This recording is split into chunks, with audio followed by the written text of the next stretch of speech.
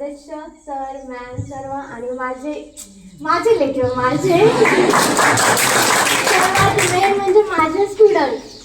मी बोलू शकत नाही म्हणजे मी स्पीच वगैरे असा कॉन्फिडन्स आहे, एवढं लो कॉन्फिडन्स वाली नाही आहे मी. पण एक म्हणजे टॉपिक एका परफेक्ट टॉपिकवर बोलणं हे मला जमत नाही. मी मिक्स टॉपिकवर बोलू शकते पण असं एका परफेक्ट टॉपिकवर नाही बोलू शकत. पण आज काय करते चुकलं वगैरे तर यादीच येते. हे कॉलेज खरं तर माझं कॉलेज होतं. मी फर्स्ट डे पासून माझं कॉलेज जसं सरांनी मॅडमनी कधीच मला असं जाणून दिलं नाही की मी एक स्टाफ आहे. मी तर जस्ट काम करायसाठी आले. माझा फक्त लेकरांच्या टीचिंग सोबत संबंध आहे किंवा लेकरांच्या याच्यासोबत आहे. नाही कोणतीही नवीन गोष्ट सांगली मॅमचा सरांचा ओके मॅम हां ठीक आहे मॅम तुमच्या मनावर ठीक आहे तुमच्या. आणि कोणत्या कॉलेजला युनिफॉर्म मॅडमला विचारून करतात, रूल्स रेग्युलेशन मॅडमला विचारून करतात, कोणत्या करतात मी तर नाही पाहिले. माझे टोटल बॅचमेट कॉलेजला ॲज अ ट्युटर म्हणूनच जॉईन आहेत. बट कोणत्याच कॉलेजला असे रूल्स नाही. पण ह्या कॉलेजला मोठे मॅडम मोठे सर यांचा कार्यक्रमाशी संबंध येते. पण त्यांनी पण मला एका आई वडिलांनी मम्मी पप्पांनी प्रोत्साहन दिलं. प्रत्येक सर जेवढं प्रेमाने विचारपूस करतात, मॅडम जेवढं प्रेमाने विचारपूस करतात असं कोणत्या ठिकाणी होत नाही, कोणत्याच ठिकाणी नाही. मी फर्स्ट कॉलेज पाहिलं आणि माझा फर्स्ट कॉलेजचा एक्सपिरियन्स होता. म्हणजे मी आतापर्यंत केलं पण हॉस्पिटलला ना कोणाशी संबंध येतं, पेशंटसोबत एक बॉन्ड बनतं पण त्या अर्ध्या दिवसासाठी. पण इथं 1 वर्ष म्हणजे 365 दिवस, आय थिंक एका वर्षाच्या 2 महिने जास्तच झालेत मला. मग त्या 365 दिवसाचा प्रत्येक लेकरासोबत माझं काहीतरी नातं, प्रत्येक स्टुडंट सोबत माझा काहीतरी बॉन्ड. म्हणजे मी सांगू शकत नाही एवढ्या म्हणजे मी विसरू एक्सप्लेन पण नाही करू शकणार एवढ्या मेमोरीज माझ्या इथं बनल्या. आणि माझा स्टाफ तर अनलिमिटेड. त्यांनी मला जे प्रोत्साहन ज्या गोष्टी इथं दिल्या ते कधीच नाही. स्टार्टिंगला रडले मी 2 महिने, मी सुद्धा इथं आल्यावर रडले. माझं मन नाही लागलं. मग सर म्हणायचे मॅडम शोधा नाही एखादी मॅडम, तुम्ही पण किती दिवस एकटं राहता. त्यावर शोधलं, आले पण टिकले नाही. पण मी टिकले 1 वर्ष. कारण जेवढं मी टिकायसाठी मी स्ट्रगल केला असेल फक्त 20 to 25%. पण इथल्या लोकांनी मला जे सांभाळलं, माझ्या घरचे सुद्धा म्हणतात ते लेकर आहेत कसे तुला कसे सांभाळतात म्हणतात. माझ्या घरचे मला हँडल नाही करू शकत जास्त दिवस. म्हणजे एवढं लेकरांनी मला सांभाळलं, एवढं सपोर्ट केलं की अनलिमिटेड मी सांगू शकत नाही. आणि सिरियसली मला आता जाताना जेवढं वाईट वाटते तेवढं तुम्ही असं इमॅजिन सुद्धा करू शकत नाही. हा मी चालले माझं एज्युकेशन जे माझं ड्रीम होतं, माझं एज्युकेशन कम्प्लीट करायला पुढे माझे काहीतरी मी फ्युचर हे करणार आहे. पण तुमच्यासारखे लेकर नाही भेटणार मला कुठंच नाही.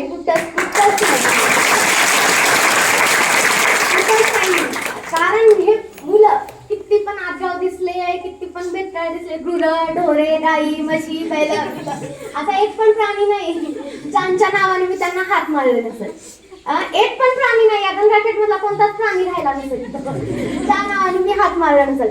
पण ते प्रत्येक पोरं मला मोठी बहीण मानते, काही छोटी मानतात. प्रत्येक पोरं मला एक आदरानं त्यांच्या मनात माझ्याबद्दल जागा आहे. आणि इव्हन लाईफ मध्ये कधी पण ते म्हणून तेच नाही, इथल्या कोणत्याही स्टुडंटनं जर मला कॉल केलं तर मी कधीच म्हणजे मी विसरूच नाही शकत. सरचं काय मॅम सरांसोबत माझा एक बॉन्ड तयार झालेला आहे. माझ्या लग्नाला नक्की यायचं सर. आता दुसरा तर प्रोग्राम नाहीये पण लग्नाबद्दलच इन्व्हिटेशन देऊन टाकले. मॅडम तुम्ही सरला दिला बाकीच्याला दिला ना. म्हणजे आपल्याकडे सगळे म्हणजे कोणता एखादा माझ्या आता MSc वगैरे साठी माझ्या सोबतच्या सगळ्या फ्रेंड्सनी कॉलेज सोडलं पण कोणाचा सेंड ऑफ असा झाला नसेल की त्याच्यामध्ये स्टुडंट एवढे इमोशनल झाले. सर्वात मेन माझ्या स्टाफ मधलं म्हणा, माझ्या इथल्या कलिग्स मधलं म्हणा, ते म्हणजे मेन म्हणजे चाटे सर. त्यांना मी एकच वर्ड देऊ शकते, देव माणूस.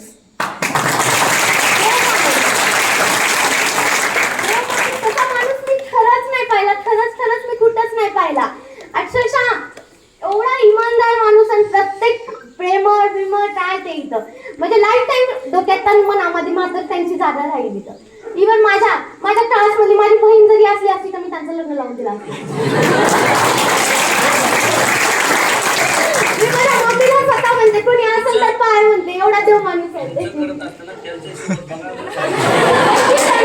मी त्यांना प्रॉमिस करून चालले माझ्या MBA ला जर तुमच्या कास्टची असेल ना मी तिला सेटिंग लावून देते. एवढं स्टार्टिंगचे 2 महिने आता तुम्ही रूल्स फॉलो करत नाही, का तुम्ही असे करत नाही, पण नंतर जे बॉन्ड बनला ते खरंच अरे एका भावासारखं, एका फ्रेंड सारखं विचारपूस, मॅडम जेवल्या का, मॅडम हे केलं का, मॅडम असं वागा, मॅडम तसं वागा, हे होता. अरे बार्गेनिंग स्किल माझी डेव्हलप त्यांनी केली. प्रत्येक गोष्ट तुम्ही महागच आणता, प्रत्येक गोष्ट तुम्ही अशीच आणता, तुमचे पार्सलच येतात, तुमचे इकडेच येतात, अशा साध्या साध्या गोष्टी ते मला किटकिट करायची. पण असा स्टाफ, असा एक भाऊ मला कुठेच नाही भेटणार. आणि त्याच्यानंतर एकनाथ सर आणि गुट्टे सर हे तर जस्ट 1-2 महिन्याचे, पण ते पण बिचारे, ते पण एवढे, तुमचं नशीब, सिरियसली तुमच्या स्टुडंटचं नशीब की तुम्हाला एवढा चांगला स्टाफ येतो. खूप एवढा चांगला स्टाफ येतो, एवढे मनाने साफ माणसं आहेत ते, एवढे जास्त की ते जस्ट 1 माणसाला आले, त्यांना काय कळायचं मी राहिले का मी गेले का. ते मॅडम तुम्ही गेल्याने कळमत नाही बरं, मॅडम तुम्ही गेल्याने हे होत नाही बरं, प्रत्येक दिवशी झालं का मॅडम ऍडमिशन, ठीक आहे का, तिकडं कधी चालल्या, असं प्रेमाने जे माणूस विचारपूस करते ना, खरंच त्याला काहीतरी पडत असते फरक आपल्या असण्याचा जाण्याचा.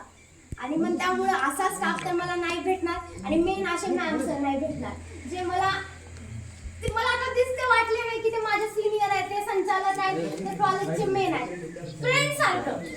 मॅडम ते असं म्हणजे एवढी विचार, मी जास्त फॉर्मल नाही बोलू शकत तिथं, पण त्यामुळं पण त्यांनी खरंच एका मोठ्या भावासारखं म्हणा, एका फ्रेंड सारखं म्हणा, त्यांनी मला सांभाळलं.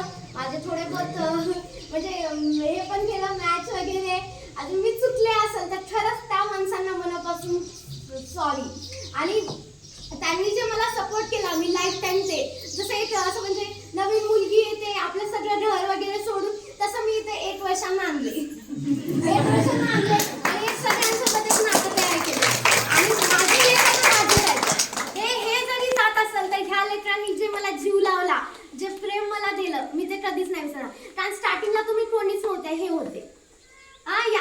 आता जसं GNM आलं तसं माझा यांच्यासोबत जरासा बॉन्ड हे झाला, पण आधीपासून ते मला ह्यांनीच सांभाळलं, एक विचारपूस केलं. इव्हन यांना पण खुशी झाली मी आले म्हणून, आणि मला माझ्या लेकर म्हणून हे झालं. आणि त्याच्यानंतरची माझी तर आयडियल बॅच किंवा माझ्या आयडियल लेकर मला तर GNM, त्या प्रत्येकानं जे मला प्रेम दिलं, जे माझं सांभाळ केला. मी आहे हाय टेम्पर आहे, मला राग येते, चिडचिड होते, हे होते, पण ते सगळं तुमच्या भल्यासाठी होतं रे. तुम्ही शिको ना शिको, मला काहीच घेणं देणं नाही, काहीच घेणं देणं नाही. पण वाटते कुठेतरी की आपले लेकरं कोणत्या तर चांगल्या, कोणी सुद्धा अंबानीची औलाद नाही किंवा अंबानीचं लेकरू पिटू नाही, एवढं गरिबीतून तुमच्या घरचे तुम्हाला शिकवायलेत ना, मग चांगलं शिका, एक चांगलं चांगल्या प्लेसवर जा, तुमच्या आई वडिलांना प्राऊड झाला पाहिजे. मेन आपल्या राधाई नर्सिंग कॉलेजच्या जे बॅचेस इथून बाहेर पडणार आहे, ते हे गंगाखेडच्या आजूबाजूच्या लोकांसाठी एक काय एक हे आहे, म्हणजे चालेल माईक जरा जवळ घ्या. आजूबाजूच्या लोकांनी म्हणलं पाहिजे की भल्या भल्याची पोरगीला ऍडमिशन दिलं, कारण नर्सिंगला कोणी रिस्पेक्ट देत नाही, एवढं तर तुम्हाला माहित आहे ना. मी स्वतः 1 वर्ष नर्सिंग सांगायचे नाही, BSc सांगायचे, पण आता तेच मी प्राऊड फील करते की मला ह्याच्यानं दिलं. हे मी जे पण काही आज आहे तुमच्या समोर बोलू शकते, माझ्या घरच्यांना प्राऊड फील होते, ते नर्सिंगमुळे होते. म्हणून आपल्या प्रोफेशनला कधीच कमी नाही समजायचं, आपल्या राधाई नर्सिंग कॉलेजचं नाव मोठं करायचं. जे तुम्हाला जे स्टाफ, जे तुम्हाला वरचे तुमचे हायर अथॉरिटी तुम्हाला एक फॅमिली सारखं ट्रीट करते, त्यांना पण आपल्याकडून काहीतरी द्या. आणि एका चांगल्या पोस्टवर जा. त्याच्यानंतर मला प्रत्येकाचा जे ANM पास आउट होत आहे प्रत्येकाचा कॉल आला पाहिजे, मॅडम मी ठाणे नगरपालिकेला जॉईन झाले, मॅडम मी मुंबई नगरपालिकेला जॉईन झाले, मॅडम मी इथे झाले, मॅडम मी तिथे झाले.